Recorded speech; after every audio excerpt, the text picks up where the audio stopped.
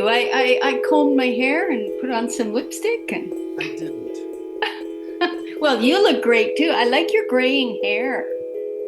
I didn't notice that before. Oh, maybe matches the top and the bottom Am I more. am I going gray? Yeah, you have a nice little thing there. Yeah. It's very I distinguished. thank you. The ninth Cascadia Poetry Festival is happening October 10th through the 12th, 2025, at the Rainier Beach Community Club. One of the featured poets is Sharon Thesen, a legendary BC poet who considers herself a Cascadian poet.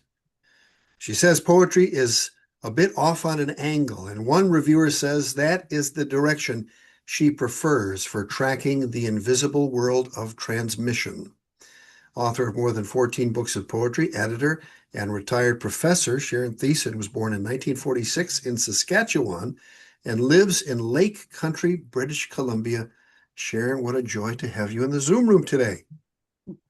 Well, it's a joy to be here, and have this opportunity to talk about poetry with you, and in the context too of the Cascadian poet world of Cascadian poetics.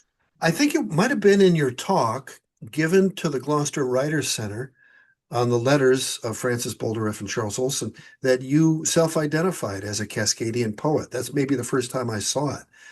Maybe or maybe not that's the case, but what is important is that you consider yourself such, and can you talk to us about that? I think that a poetry that is alive is always located somewhere, not in the world of discourse, but in reality, in the reality of a place, a topography, a climate, um, a landscape, um, and that if we as poets look out our window and feel what it is to be in this place, that I think we're a little closer to a kind of poetics that can actually speak to to the reality of our souls, our spirits, our inner life, and which really is located. The only way we can locate that is in an outside. And so this is the outside that I locate myself in.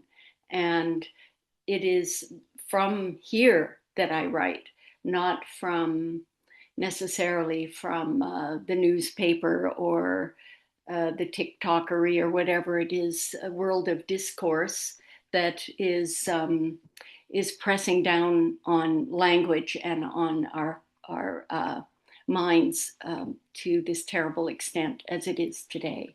But you could be a BC poet, you could be a Canadian poet, but you specifically said Cascadian poet. Well, I have a very complicated relationship to Canadian poetry. Canadian poetry has almost always been located in Eastern Canada, in Ontario, and in the sort of that Hegemony. hegemony. Yeah, that's a good way of putting it. Hegemony. Um, and there's always and also historically been a bit of a conflict between the West Coast poets and the rest of Canada. And this, I think, continues today in the sense that the Canada Council, which is located in Ottawa, still runs all of the publishing in this country with its rules and regulations about who and what is they consider publishable and desirable. And it's just becoming more and more and more restrictive. And so I've always felt connected to the West Coast poets, partly because of going to Simon Fraser University when I was in my 20s and being a student of Robin Blazer's and having being educated in poetry along the lines of the New American Poetics at that time. Ralph Maud was also teaching at that time, and he was the Olson Scholar. So between Olson on the east coast of the United States and the connection with the New American Poetry, which came out of San Francisco in the 60s and 70s and so on, it was very much the world of poetry that I was immersed in and educated in. I found my own way inside. Mhm. You've mentioned the word discourse twice here, and I know that you're using that in the same manner that Charles Olson used it, I believe, in the essay Human Universe, when he was talking about the dodges of discourse. Mhm. So, do you want to elaborate on your use of that word and what exactly you mean by that? Well, I think I mean what I mean is the way people can get really comfortable with trendy abstractions and really comfortable operating within the so-called world of discourse, which always feels like it has a sort of hegemony over any other language and is a kind of, I think, deeply controlling and way of averting our eyes and souls from what is actually going on.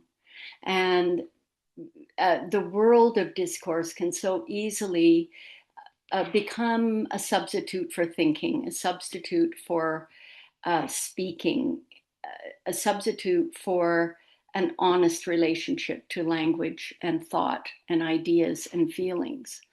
And I think more and more that what poetry does is speak from some other place and has to speak from some other place than the place of discourse, because it is fundamentally dishonest. It is always changing to try to accommodate the awareness of its own dishonesties. And so they just sort of change the isms and alities and so on. And then everybody has to follow that. And I think it's a horrific imposition on the mind, on the heart, on the soul, which is where poetry um, is alive and tries to within the rhythms of actual language, say something that is real. And so Olson, yeah, he said, you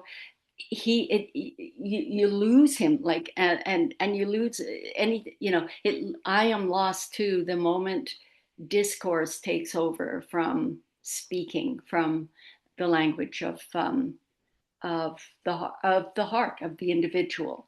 I can pull that up, that quote. Hmm.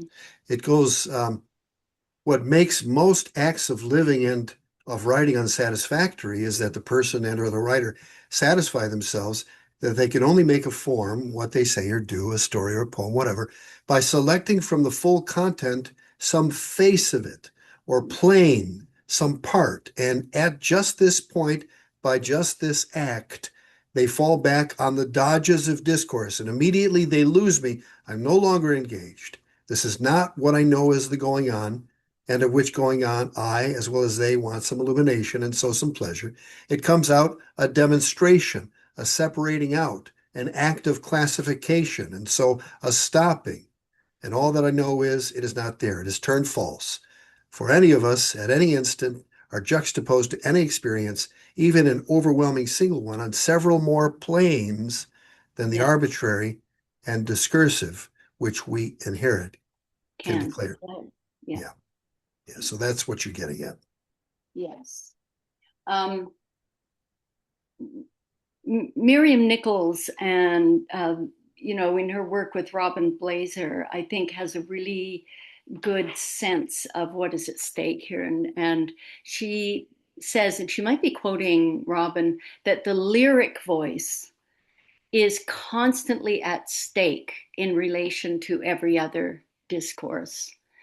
And so that our public language, because it exists in constantly in what has already been spoken, becomes dishonest really quickly. And then of course you can take anything and apply critical discourse to it, and it will undo it. And so that all we have left is the hegemony of critical discourse. And I see poetry sometimes falling far too easily into that mode, because it's expected, it's understood to be correct, it's understood to have righteousness or virtue or something on its side, and it doesn't. It I mean, if you want to live in a kind of 1984 of the imagination, then go there. But I'm just very concerned to see the particular, the actual, the not already spoken, the individual, the what Keats maybe talked about, the soul or the spirit or something, being completely railroaded into trying to be something else in order to be acceptable. And I think it's awful. And so I feel sometimes as a poet that I'm a little too, I don't know, sort of blunt or direct or something like that. And yet, I think that we're under great pressure to shut up generally, and to allow the miasmas kind of to uh, to dictate, continue to dictate reality, what reality is. And the loss of reality is devastating. I feel you. I feel you living in this country at this time, exactly what you're saying. And I also believe that poetry and the kind of poetry that I think you represent, um, it is essentially a bulwark against all of them, and not the poetry of discourse, not the poetry of comfort, but the Mm-hmm. poetry of prophecy. Mm-hmm. In 2017, you published a book entitled The Receiver. Mm-hmm. The word receiver has many implications. Can you talk about the implications for your stance toward poem making to which the receiver would allude? Um, well, I, I the receiver is I suppose a very old ancient notion of the lyric poet as as a kind of receptacle or receiver of otherness through language, and of therefore of a kind of truth otherwise inaccessible. Um, and and I think also that that sense of inspiration, you the sense of or the feeling of, well, I mean, Jack Spicer talked about the poet as a radio or something like that. You know, that sense of being a transmitter of a kind of energy in language that results in poetry, results in the lyric voice. And The poem is on page 3 yeah, of the book, The Receiver. It would be yeah, lovely if you could read the poem. okay.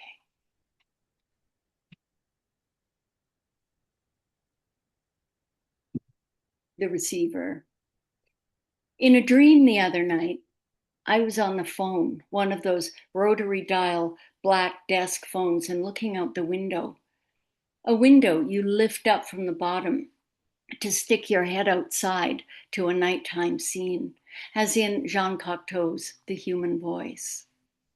Ingrid Bergman's lover in a phone booth out on the street where cars pass in the rain. It takes him a while to dial. Coins pushed into the slot. The human voice is a one-woman show, all her side of the conversation, but I don't remember anything she actually says. There is a lot of murmuring, perhaps some pleading, some pushback. She's lying on the bed crying. They'd hang up, then the phone would ring once more. She'd lean into the receiver, her beautiful voice and mouth and breaking heart. I imagined the receiver holding the whole story inside. In my heart, a dream once presided of respite, and within that dream, the small silver key to unlock it. Respite from worries, from pleading with fate. But, as Camus insists, Sisyphus was happy, bound only to his fate and nothing else. Switch. I imagine Sisyphus glancing outward at the top of his effort to check which constellation shone upon him then, whose story fixed its fixed eye upon him. Condemned for what? I wonder. I should Google the myth of Sisyphus, and while I'm at it, the myth of this and the myth of that. People lying on the beach will tend to murmur, but seldom converse. Albert Camus says the sun is God, that we have exiled beauty, and that the body is happiest in sunshine, in a sea blue and sun yellow world.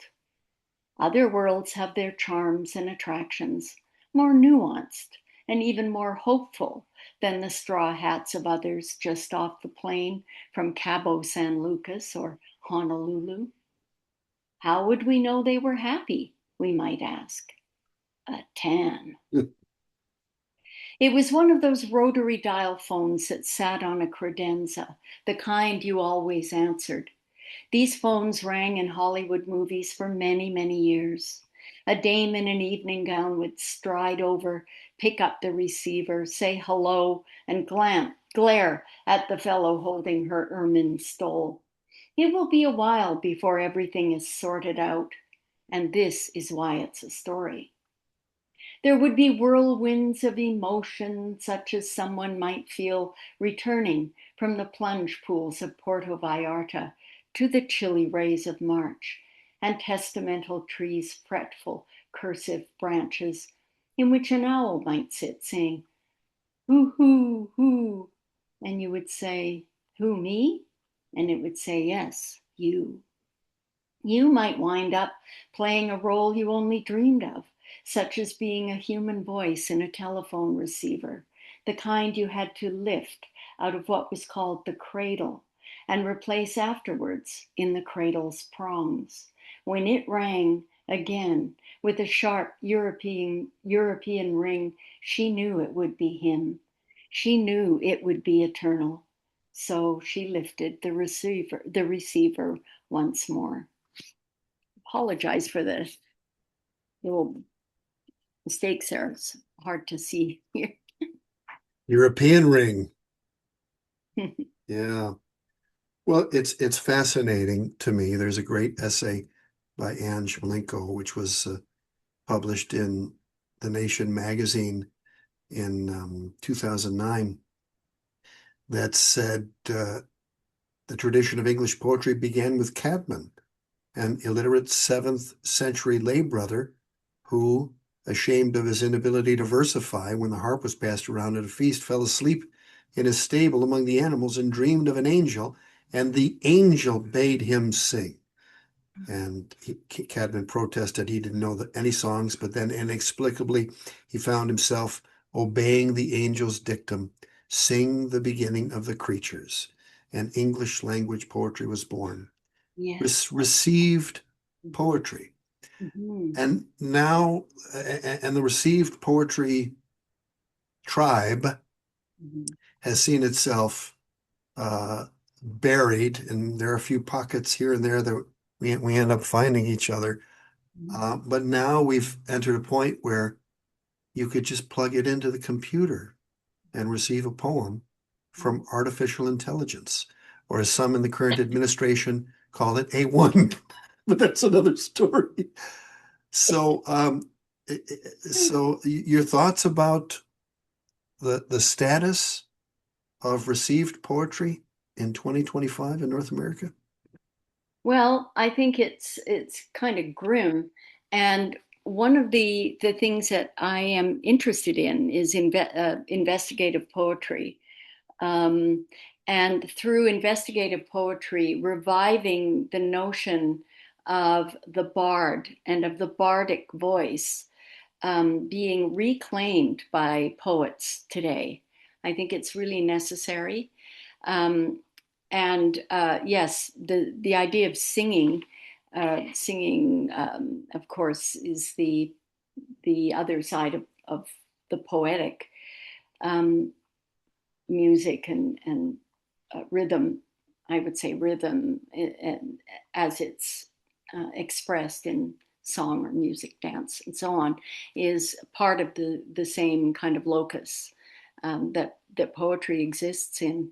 And yeah, the dream, um, it had to be, it absolutely had to be, and it had to be through that means.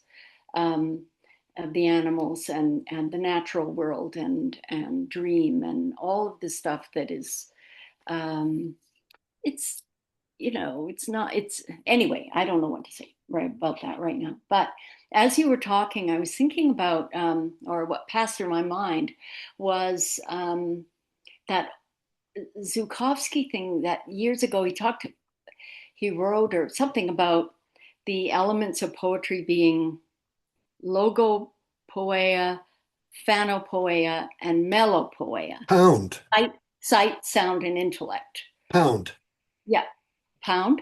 Ezra Pound. That was pound. Yeah, and so sound to me is really the one that is hardest to kind of create in the ear of of of the um, of the poem. And so that's why, uh, you know, the when I talk about what I feel as the necessity that poetry reclaim the poetic authority of the bard voice. And that's why I'm interested in what Ed Sanders is doing with the investigative poetry.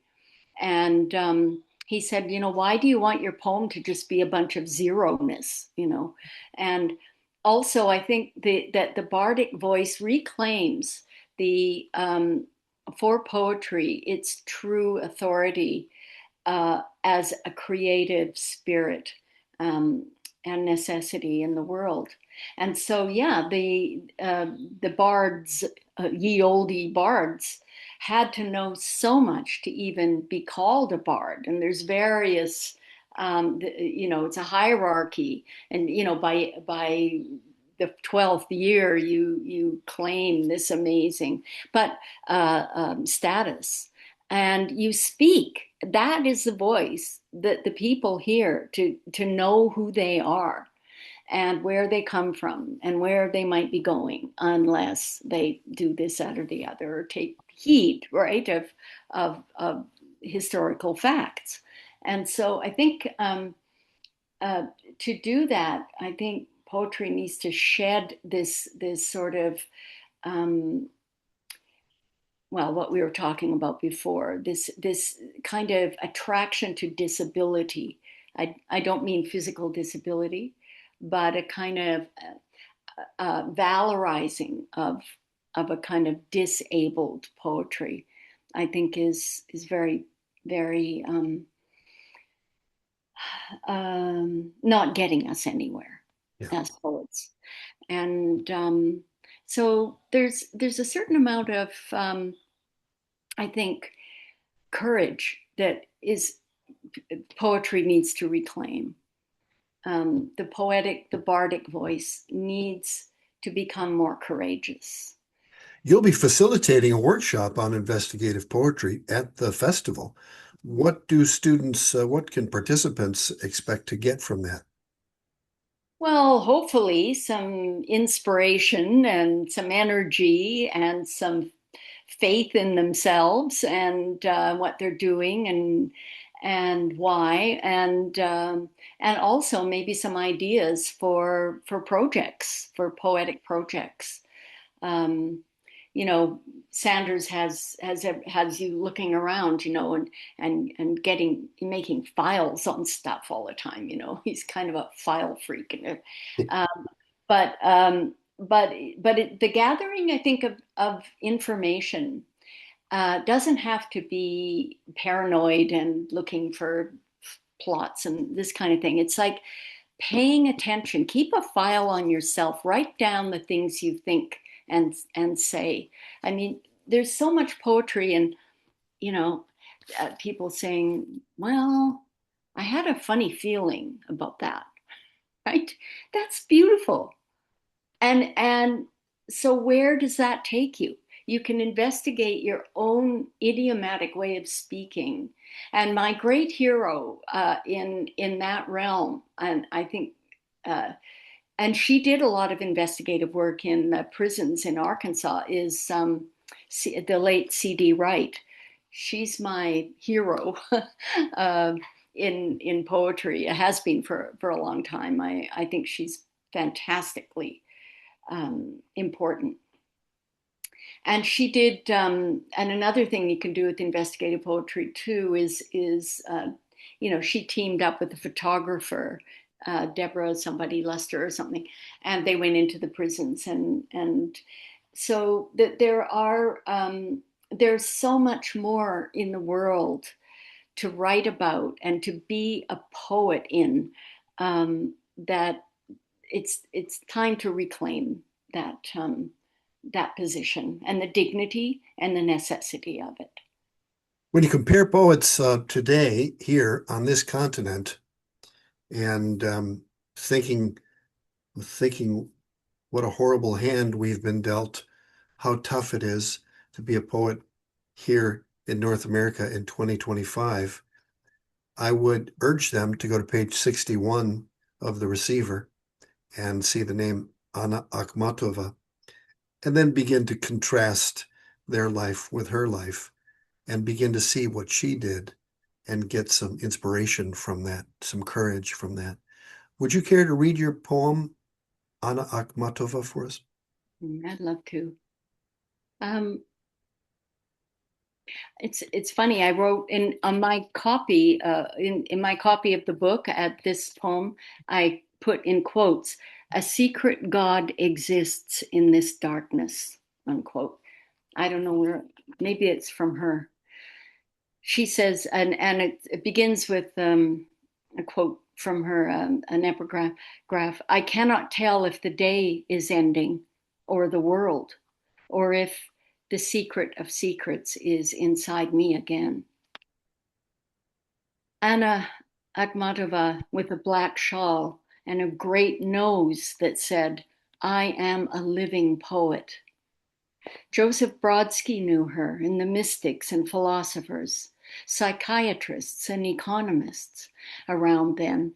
But for a long time before that, companions had died from gulag or suicide, herself with typhus, TB. In a long lineup trying to see through the crowded gate and into the political prison where her son or another one loved was being held, with food for him anxious in the pocket of her coat. A sad, exhausted woman standing there also asked her, Can you describe this? And Akhmatova said, Yes, I can. And the woman smiled. For years, her poems were recited secretly among friends, or she would write one out on a scrap of paper quickly, let her visitor read it, and then burn it. Hands, matches, an ashtray, a ritual beautiful and bitter. Unquote. Mm. So potent. Very, yes. Just tell us what's happening. That's what's happening. And her ability to write it and that beautiful epigraph. You share something with George Stanley. He's written about her as well and has taken inspiration from her. Yes. Your friendship with George Stanley. Can you talk about that? Yes, well, I met George long, long ago, and you have to excuse my date and time dyslexia because I whole decades, get mixed up. But yes, George was sort of a bit on the edges of the San Francisco Renaissance people who had come up from San Francisco, including Robin Blazer. Warren Tallman was already there with his wife, and after the Vancouver Poetry Conference in 1963, it began, and then with the Vietnam War and everything, there began to be this sort of exodus of poets and people of sensitivity and so on, artists, anti-war people, yeah, out of the States and came to Canada. So George Stanley was among those. He had been a very good friend of Jack Spicer's and had been a young poet in that world of Spicer and Blazer and Duncan, the San Francisco and the Berkeley Renaissance, as it was called. It came to be called. Anyway, so George came to Vancouver, but he was almost entirely involved with the labor movement and sort of socialist um, um, newspapers and publications and things like that. And he and his poetry is always extremely centered and solidly in the real, in what was going on. He was not a mystical poet or a poet who alluded to the spirit world or anything like that, right? George was down to earth, and I really liked him. Anyway, he entered the college teaching world and ended up teaching college English up in Terrace, BC, which was near Prince George. Well, near in those, up there, it's 500 miles away is considered near. And so there was that kind of connection we had with the North, with northern BC, in his experience of it up there all those years. And I also really, really admired his poetry. And more, he started to really revitalize his own Irish heritage in a poetic sense in his poetry. At the same time, he's going to hockey games with George Bowering, and he's got this great poem about called The Puck, and where the puck is kind of the poetic line or something like that. He uses it as a metaphor for poetry anyway, and very, very smart, and I loved his I still do, his openness to the real and the sorts of things he would notice, like he'd write a poem about being on the bus and somebody's baby was staring at him, and it was like, you're being stared at by a baby, like something's really going on, and he writes about it. Anyway, so there was a special issue the Capilano Review did, a George Stanley special issue, for which I wrote an appreciation of George. And then later, when New Star Books published a selected George Stanley, I was given the great honor, asked to write an introduction to that collection, which I did.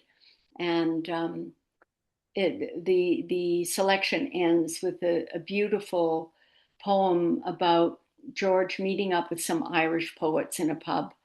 Um, he's getting older. They're all, really getting old, and they're talking at this Irish pub, and they're talking about poetry.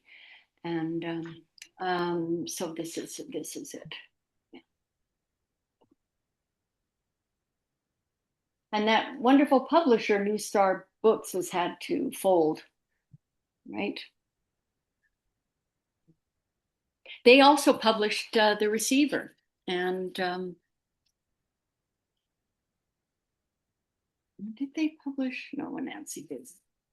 Yeah. And Right, the wig maker that right, Janet and I did. Yeah. right after the poem for Anna Akhmatova, Hmm. there are a series of prose pieces, one, two, three, four, something like that. And the first of which I'd love for you to read because it's about your engagement with Alice Notley, who died just a few months ago. Would you care to read that? It's on page 63. And what book is it again? That's in the receiver. Oh, page 63.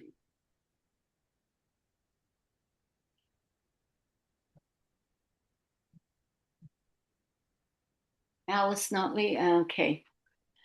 Four books side by side on the shelf. So I just went to the shelf and I thought, okay, I'm going to write about these four books, and this is what they were. The Scarlet Cabinet. This large, suggestive Hawthornian volume in a plain red cover is about women and men, dreams and books, memories, fantasies, language, apparitions, voices, and other personal and erotic curiosities. It reminds me to go everywhere and to use everything. It sees poetry everywhere, as some might the presence of God.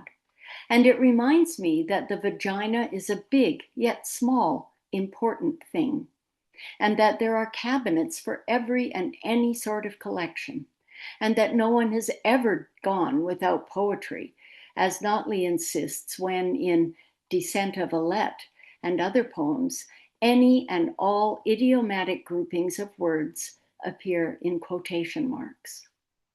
I met Alice Notley at a workshop at the Kootenai School of Writing in Vancouver. She is a dear, inspiring figure. She was a big dreamer. She grew up in Needles, California. She, desert. Me, Kamloops. Similar thing. I imagine a similar small town, a daily wind, a spaciousness. I feel similar to Alice Notley in our coloring. Dark hair, fair skin. And Alice's choice of husbands was commendable. Both their sad and tragic deaths deprived her of an essential companionship if one is to be everywhere and every day in writing poetry. We need your words, Alice said to the poets assembled in the room. We wrote on our laps and read aloud the results. Everyone's was amazingly different.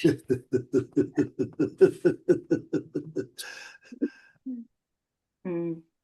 Alice Notley, who pretty much existed outside of academia, in fact, moved to Paris and outside of the United States. And that's a great snapshot of the encounter.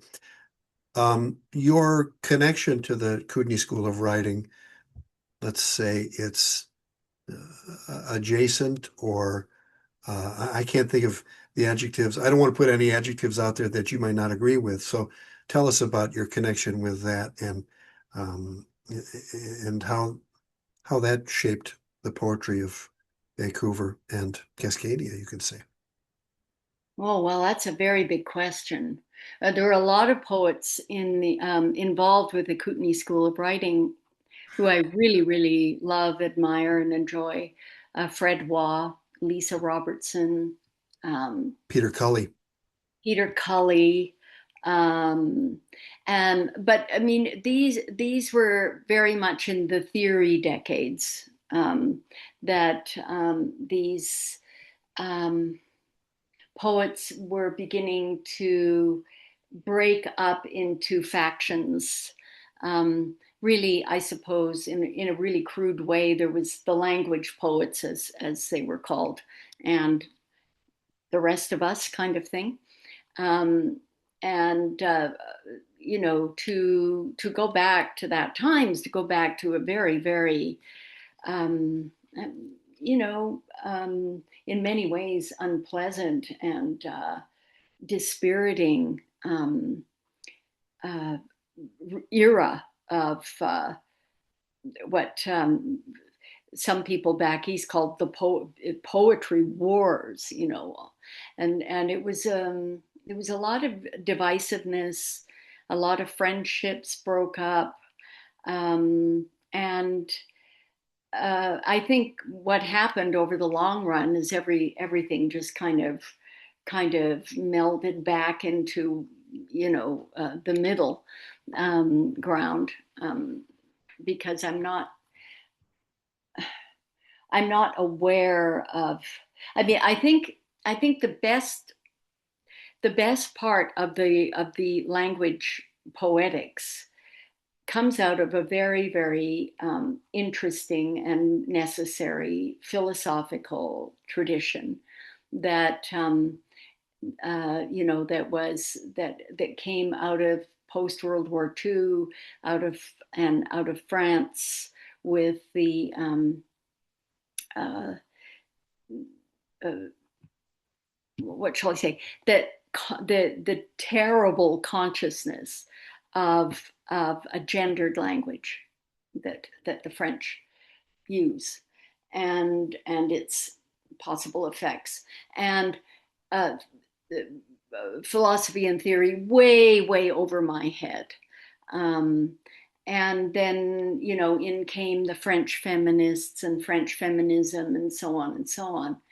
Um, and yet, over all of those decades, there was parts of it that I found really inspiring and exciting, and parts of it that just put my back up, and I felt was not not where anything generative was going to occur. And so I kind of um, I think my reputation, as such as it was, um, kind of suffered a bit during those years when I was seen as someone who. I remember Smaro Camporelli saying that, Sharon would be a much better poet if she embraced theory. Get get with the program, Get with the program. I thought that was comrade. great. Well, maybe And maybe that's harsh, but I love the title, My Education as a Poet, and I'd love for you to talk about one or two points of importance for your own education as a poet. And you've talked about Robin Blazer, you've talked about your friendships, you talked about your connection or lack thereof to the Kootenai School of Writing. Talk to us about some of those important facets of your education as a poet. well, I think in the poem, I go back just to uh, the way people talked in my childhood, um, and the things and the music I listened to, and um, the you know uh, I mean every the I think childhood. It sounds like a really romantic notion, and the late, very late Fanny Howe, I think, was the great writer of childhood and its um, childhoods and its impact. I don't mean psychologically, but I mean poetically on a person. And um, so I think, as I recall in there, one of the things was music. My father was a brilliant self-taught musician who played, he did all the old, kind of the American songbook stuff, and he loved it. I loved all the words, the lyrics to those songs, um, and my mother's Irishisms, and so I think you pick up on rhythms of thought, rhythms of speech, what's on the radio as you're growing, the whole soundscape of your life, kind of. And I also have this theory that I brought up once in a poetry workshop I was teaching. I said that I thought that anyone's poetic voice is actually the voice of the mother in them, and that you come to whatever miserable little consciousness you do in your mother's body, and fetuses, at a certain level, they can hear, and so people play Mozart and stuff, and um, so I think the movement, the sound of the mother's voice, I think that that is absolutely that becomes your kind of genetic inheritance. I think as a poet, um, but you come through trauma, you come through the pathetic kind of excuses for violence toward you, and all of that mush of emotion and language and rhythm and song and speech. It all, I think it forms any poet. And I think that's what is the particularity of any particular poetic voice. Uh, but so when I in the piece here, my education as a poet, um, I read that poem and people look absolutely horrified in the audience, as if I need a therapist right then. This happened, and yet, what is that old saying? Grist to the mill, or something. And yeah, so and then of course you are attracted to certain voices as well, and to your early reading. I was a I My parents didn't read particularly, so books would kind of show up in the house, and I was a great fan of Mark Twain. I loved Mark Twain, and I had this big thick Mark Twain volume, and so I was a free range kid in that sense. I discovered Allen Ginsberg by myself in the library, and I mean, I was pretty feral actually when I think about it. And I had a period of time when I was a foster kid for a few years while my mother was in the TB sanatorium. And these were it's a religious affiliation called Seventh Day Adventist up here, but I think it's quite connected with the Mormons, Mormonism. It might be. I don't know, but I mean, they were lovely, kind, sober, you know, responsible. No, they were just the nicest people, and I was looked after so well. And this certainly wasn't the case at home, but Well, they like good food, the Seventh-day Adventists. They've had a couple of health food stores with delis here. Currently, they're probably still here, but that's where you could get a good healthy meal. Don't eat chocolate, eat carob, and I think they eschew caffeine. So a lot to be said for the Adventists and yeah, their dietary no restriction. smoking and no drinking either. Uh, Yeah, very good. the good bacteria has a sequence called a holy experiment. Oh yeah, Yeah, I'd love it if you could read from that. It's near the back of the book. It's page 20, actually it's page 23. And then there will be questions about the subject. yeah. It's quite long. There's a lot of it's quite a long poem. Give us a taste of it and we'll discuss the subject. Okay, the occasion of the poem is I'll just read the first one. The occasion of the poem is that I went back to Illinois, not Illinois, where? Pennsylvania. Pennsylvania, sorry, to Francis Boldereff's funeral. Francis Boldereff plays a very large role in my critical work, my editorial work, and my work of, in poetry in general. And I've, so anyway, I did meet her in person a couple of times. And then when she died, her family invited me to her funeral, which was held in a small town in Pennsylvania called Woodward, where she had lived for many years.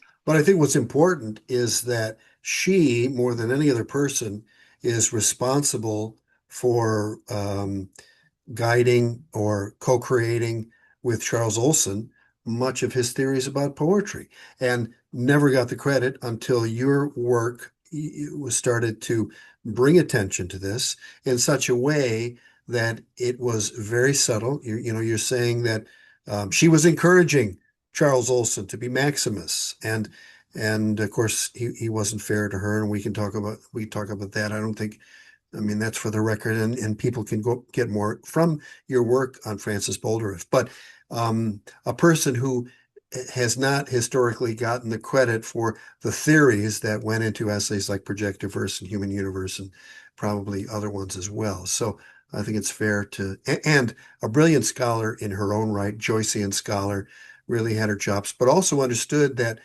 the conditions for women in academia in the middle of the 20th century in the United States of America were shitty, and that she was more likely to advance these ideas through someone like Olson. Is that fair? That is fair, and I don't think she ever aspired to an academic career. She was she was a printer. She was she liked uh, to make books. She was what is the word for that? I mean, her own books are absolutely stunning. Um, so that was her great skill and profession. And as a printer and book printer and a publisher, all self-published, all of her work except for the very last one. Finally, somebody took. But yeah, and brilliant. Olson's work would not be Olson's work without Francis, and I think I quite thoroughly explained that in that lecture I gave called Olson and Love, um, which was the 2022 Charles Olson Memorial Lecture in Gloucester. Anyway, yes, Francis was very much behind Olson's theories. And so I went to her funeral, and there was a fellow there who was a good friend of hers. And he, there was another young woman there who was kind of a fan of Francis. And so he invited us over to his house and told the story about many years ago. He and Francis were friends, and he had a telescope up in the top of the attic of his house. And he invited Francis over to look at the moon through his telescope. And he told this story about how he went over there and picked her up and drove her over, and they went up and they looked through the telescope. And she said, "That's the moon." She was so disappointed that it was so kind of, it didn't look like the beautiful moon, right? You see all these blobs and shadows and lumps and stuff like that, right? I don't know, it's kind of, that Like was, it's like looking at someone's face with a magnifying glass. Oh, that person, I was attracted to them, but that's disgusting. yeah. So this fellow, and her name, her last name that she took, like her family last name was Motz, Motz. So one night he had her look at the sky through his telescope. "That's a moon," Francis said. It was sometime in the mid to late 50s. La Motz was one of her nom de plume. After the funeral and the small gathering afterward at the house, Jerry talked about the massive, heavy presses made of ancient wood and stone that every autumn were used to press the apple cider. The icy cold cider lay in tanks in the earth. Any sort of jar with a lid stored it. Pickle jars, mayonnaise jars. While visiting Jerry the next day, we had a glass or two each. Up in the watchtower where he once kept his telescope, We ascended narrow stairs, looked out as if we were Francis that night, came back down the steep stairway with serious faces, a wooden stairway more like a ladder. Not far, over some mountains, the current of the Susquehanna River pouring, the beautiful word Susquehanna new to my tongue. We said goodbye beside the rental car in the rain. Along the path, fierce little mottled apples strewn by the wind, and at the cemetery, the ashes of Francis beneath a fresh pile of dirt in the family plot, a dozen granite headstones, all saying Moats. So that's the first one. And then there's more about him. Fantastic. Would you want to end with your elegy for Angela Bowring? Oh, yeah, that would be nice. Now, Weeping Willow. Weeping Willow. Yeah. Oh, yeah, yeah. Okay. Um, if you don't mind, I mean, it's 10 little poems. You want me? I would love it. I think Oh, this is a record of what some of what you've done. I mean, we could probably do 10 of these and just scratch the surface, but I have such admiration. There are very few people in the world who have your kind of poetry IQ. I think you're in the 99 percentile. And so these are such great opportunities for my own education hmm, and for the record to get it straight because we're not entering, we're in a dark era where children of the future are going to be educated by AI. And the early returns are not good. So, what I'm trying to do is create a record with people like you, people who I admire, who I know have a very high poetry IQ. And by that, I mean not only being a brilliant poet, not only being a scholar of it, but also charting a way that in some ways has been lost because I think what you've dedicated your life to is the antithesis of what we're going to get with artificial intelligence. And so there should be a record out there of what you and people like you are doing. well, thank you, Paul. And it's not just me. I'm glad you said people like me because it's you. It's our Tertulia group. It's you can explain that offline. It's the writers who are still, writers are all still, we're all still alive. CD Wright still with us, Rob and George Stanley's getting old, and anyway, it's poetry lasts forever, and so do poets. Poets live forever. So this is an elegy for Angela Bowring, who was married to George Bowring at the time. Um, her uh, her birth surname was Luoma, Luoma, a Finnish name. She was a brilliant, brilliant writer and thinker, and she wrote a fantastic master's thesis on Sheila Watson, who's a brilliant uh, prose writer, Canadian prose writer who doesn't get nearly as much due as she should.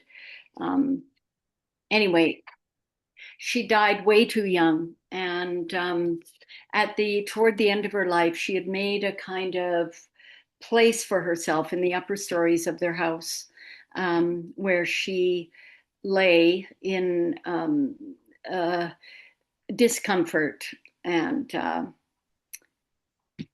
we had so many years of conversation and joy together, and our kids grew up together and all that. So I'll just read it, and I'll say the numbers of the poem so you know what's going on. One, willow tree in winter, skiff of snow on a wooden bench, placed thoughtful beneath her boughs. She'd had wing chairs specially upholstered. Conversations nexus. Two of them, the two of us, are two cigarettes and another voice going round on the record player or emanating from a book.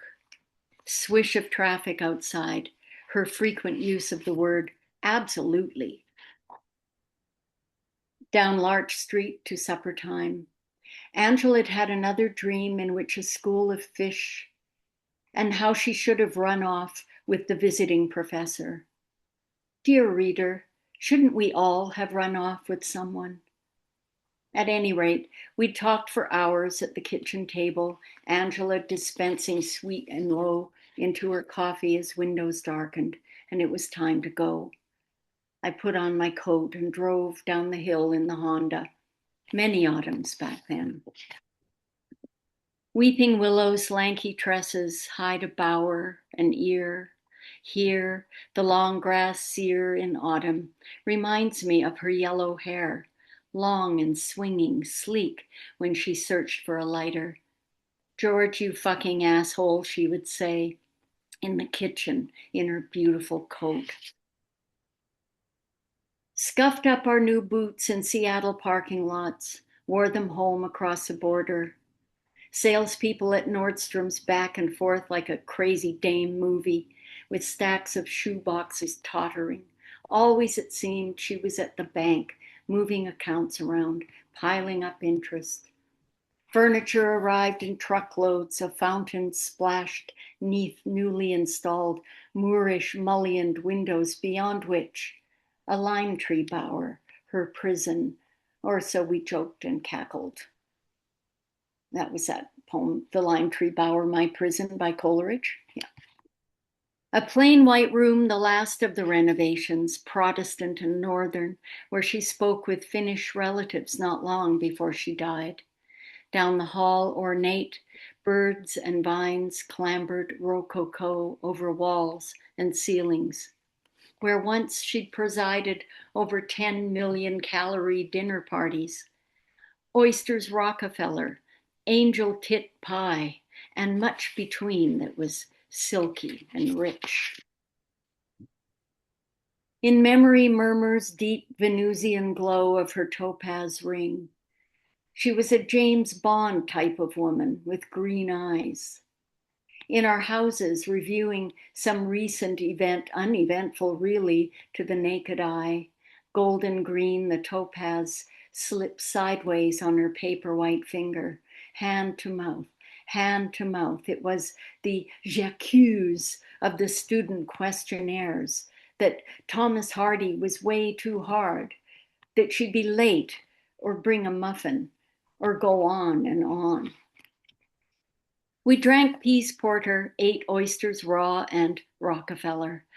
Silk slid around in shopping bags. I went to her dentist, the very one on call whenever the Queen came to town.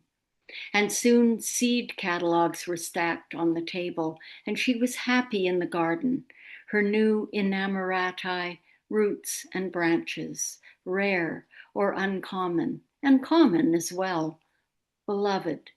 Poetry a balustrade in all the rooms, indoors and out. Arrayed in the plentiful hues of the fashion then, and also now, but then we seldom took a walk. And the longer it's been, the younger we become. The two of us in a kitchen, our children in the next room, playing and murmuring. Primitive philosophers, she would say, tears welling.